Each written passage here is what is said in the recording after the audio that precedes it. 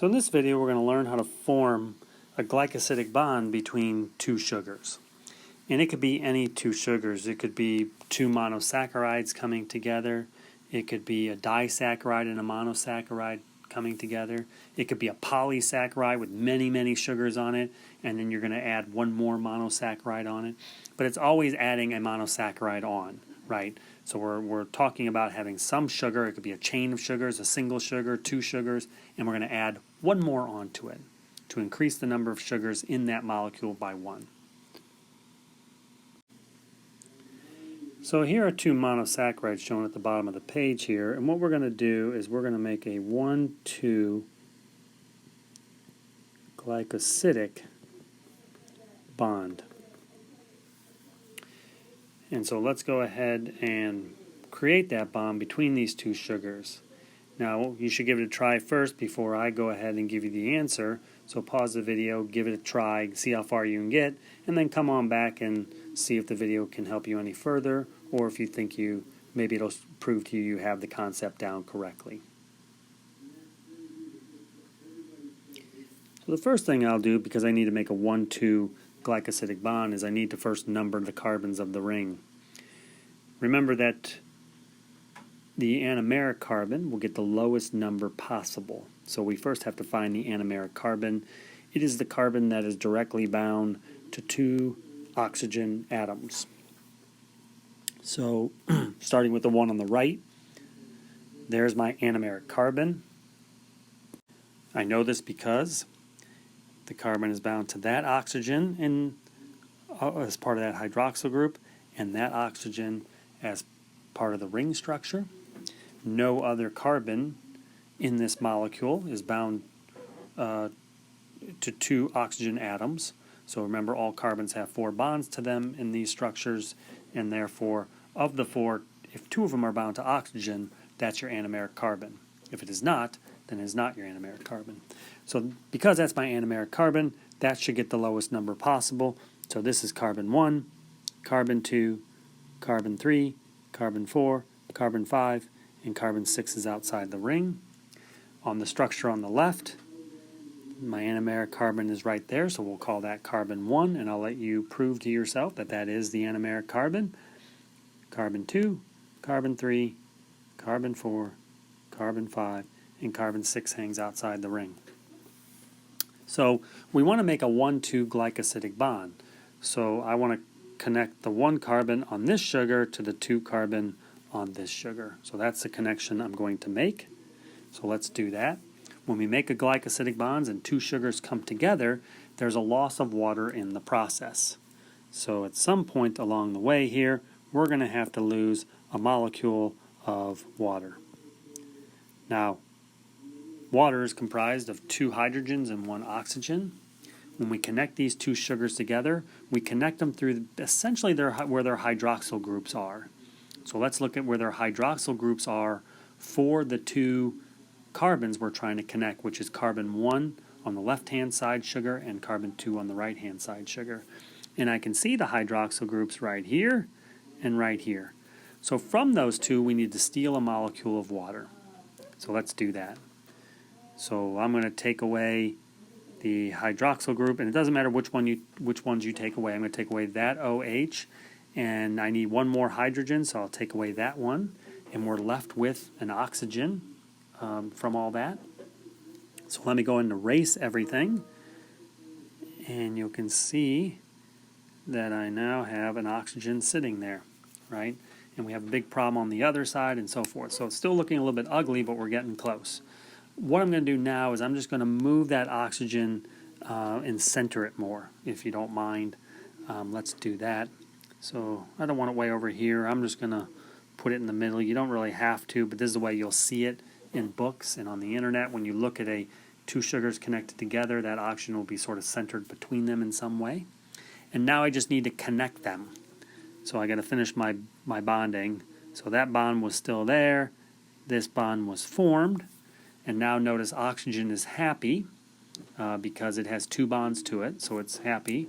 And now you can see there is my glycosidic bond that connects carbon 1 on one sugar to carbon 2 on the other. So the atoms in succession that are being connected, just so we're 100% clear, is this. We have a carbon here, which is connected to an oxygen. Yes, that's an ugly looking bond, but that's the bond.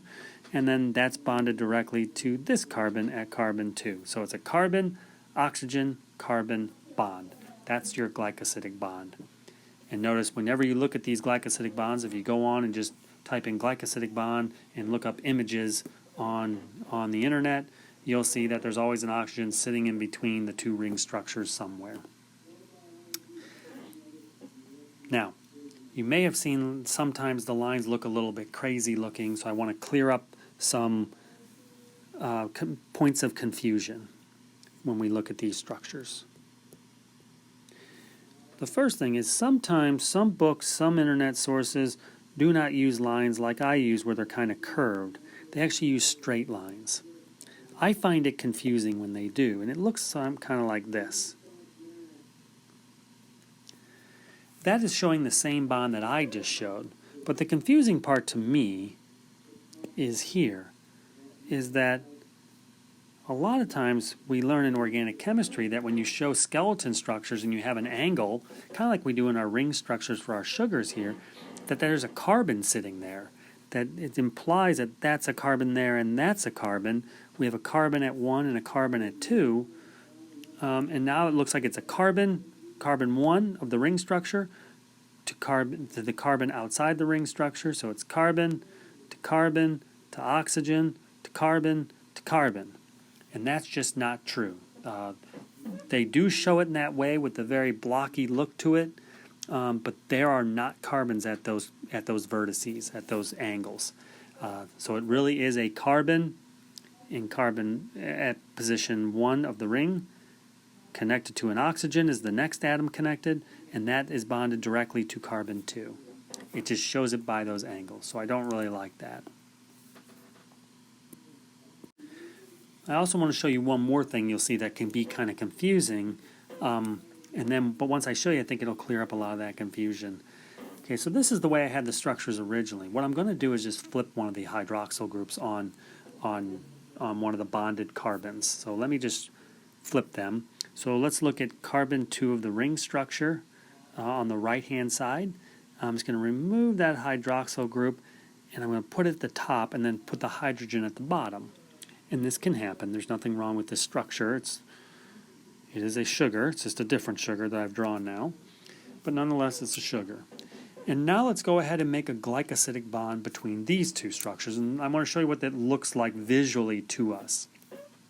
At least the way it's typically shown on a two-dimensional piece of paper or on a screen. So again, we're still going to lose a molecule of water, and we're still going to use the hydroxyl groups, and we're going to connect carbon 1 to carbon 2 like we did before. But now you see that our hydroxyl groups, one is up here and one is down here. But let's go ahead and remove the molecule of water so it doesn't change what we do. We still remove a molecule of water, so I'm going to remove that hydroxyl group, and I'm going to use that hydrogen right there. And let's go ahead, I'm going to get my eraser out and erase that, what I'm removing as the molecule of water. So there it is.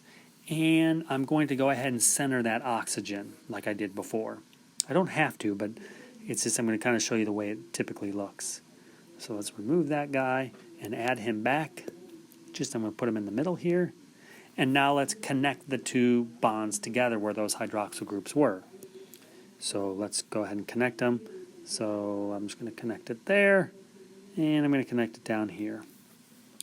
So notice now the bonding lines, it looks again crazy looking. Obviously that's not the way it would look in nature if you built this structure in 3D. It wouldn't quite look like this, but when we draw it in two dimensionals, this is the way we draw it. Again, it's still a carbon number 1 on the left-hand ring structure connected to the oxygen atom, which is connected to carbon number 2 of the ring structure. So notice something here.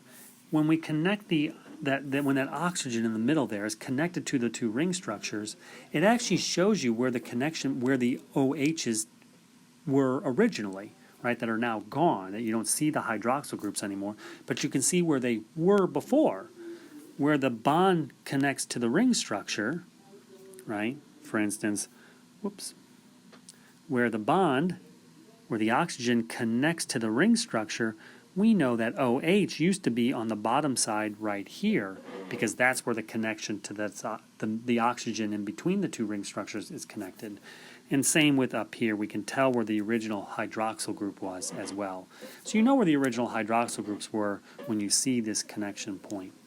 Notice this line looks a little bit different than the previous line when we connected them, but that's only because of where the hydroxyl groups were. So sometimes you see this line snaking through between the two structures, and sometimes it looks like a U, like it did previously, and if the two hydroxyl groups were both on top, it would look like an umbrella kind of shaped. So that line connecting them always looks a little bit different between them, but there's really nothing different about it. It's just where were the hydroxyl groups to begin with. Again, notice I use curved bonds connecting the oxygen to the two ring carbons, but we also see them not curved, but we see them sort of squared up. And so sometimes, again, not to confuse you, or I don't want it to confuse you because it's very straightforward. What it's trying to show is it'll show it like this, where it's very boxy. Again, all those vertices there, all those angles, there's not carbons sitting there. Those are not carbons. It is just a crazy looking bond between the oxygen to the carbon. So just keep that in mind. Others of them will show, there's one other way I see it a lot, and let me show you that last way. And that is, you'll see it like this, where it'll be the bond going up, and then it'll angle down to that one, and angle up to that one. So sometimes it looks like that. Again, it's still nothing different. These are not carbons at those little angle points. That's not a carbon there, and that's not a carbon there. That's just the way they're trying to connect them together.